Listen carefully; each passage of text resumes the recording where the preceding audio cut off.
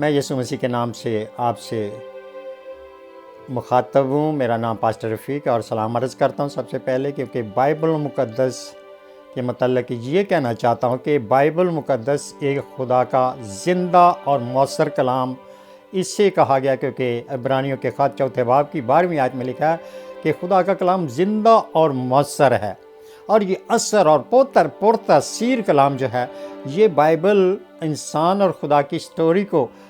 یہ بیان کرتی ہے، جو اور کتابیں یا اور مذہب جیسے قرآن ہے،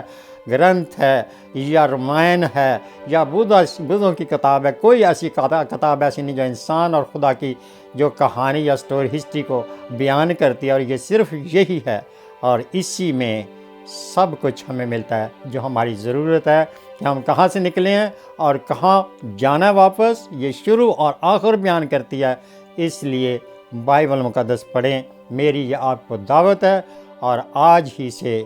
یہ ڈھونڈیں کہیں سے، اگر آپ کے پاس نہیں تو اگر آپ کے پاس ہے تو آج ہی سے پڑھنا شروع کریں اور دل سے اسے خدا کا کلام مانیں، کیونکہ یہ خدا کے ہاتھ کی لکھی ہوئی تصنیف ہے۔ یسوع کے نام میں آمین۔